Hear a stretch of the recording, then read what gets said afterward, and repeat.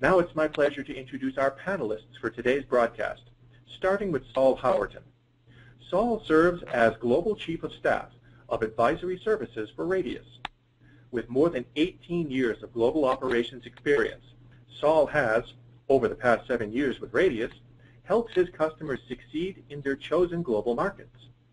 Prior to joining Radius, Saul was Senior P&L Analyst at Intel Corporation, where he was responsible for analyzing business trends, reporting quarterly results, and forecasting volume, price, cost, and inventory for key product lines.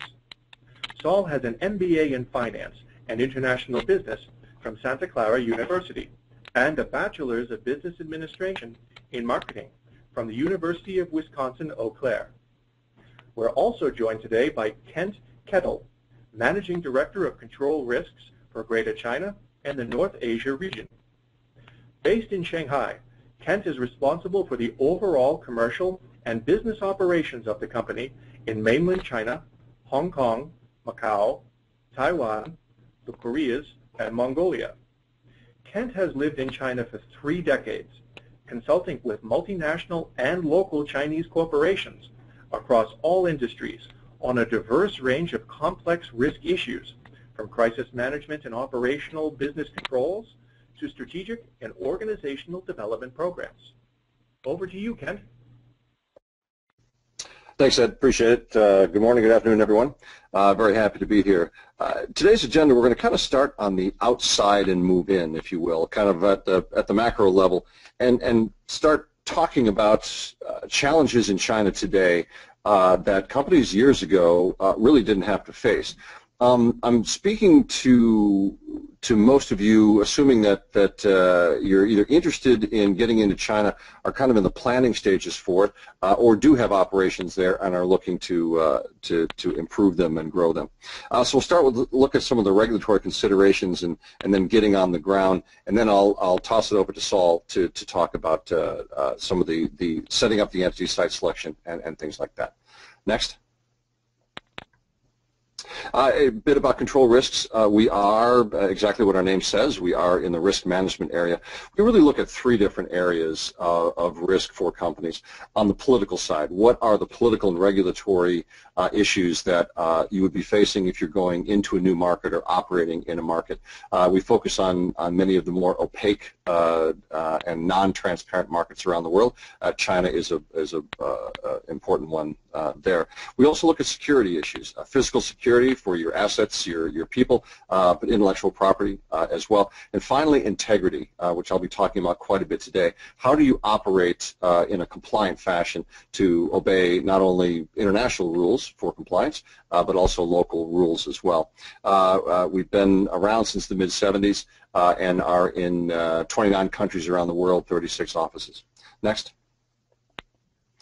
Closer on the ground in Greater China, where I live, we have over 100 people there and offices all over the region. We pride ourselves on being very, very local. Myself, as Ed said, I've been in China for a long time, but our staff is comprised primarily of local people who have been doing this for many years in China and are quite excellent at doing so. Next.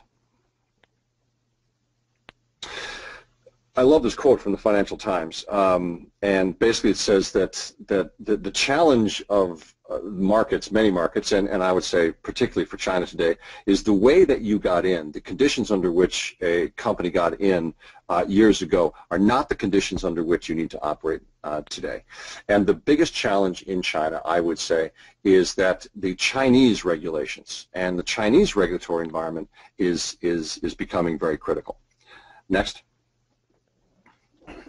This dapper gentleman is Xi Jinping. He is the president of China, the head of the party, and he came into power, his administration came into power in November of 2012. Up until that time, really over the past 2 decades, the Chinese political machine has really engineered itself to be quite boring, to be honest. It focused on stability. It focused on creating an investment environment, an operational environment to encourage foreign investment to come in, enter the market, and become successful. China has by no means been a simple place to do business. It still has been quite a challenging place, but the politics actually was pretty quiet. If you were a very large company coming in and you were doing multi-billion-dollar deals, you'd get interest from Beijing, but really not on the ground locally in China. November of 2012, Xi Jinping comes in, and one of his first speeches is about corruption in China, and that in China we need to start cleaning up. He says we need to go after, he said, the tigers and the flies, the big guys, and we need to go after small ones. Corruption will not be tolerated. Next.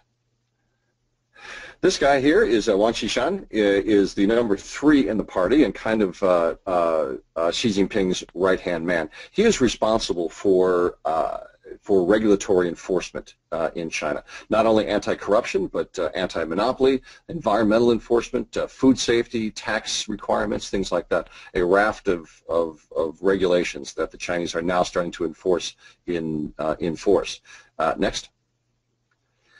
This is what he usually looks like. He is not the happy, smiling character you saw in the previous picture. He is an incredibly aggressive individual and has established the Chinese regulatory environment as something to be very concerned about. Many companies, many leaders of companies know the GlaxoSmithKline, GSK, who early in 2013 got into trouble with the Chinese regulators and eventually admitted to guilt of corporate criminal bribery. When GSK was first going through this, they thought this was a Foreign Corrupt Practices Act, FCPA, issue that they were facing in China. They weren't.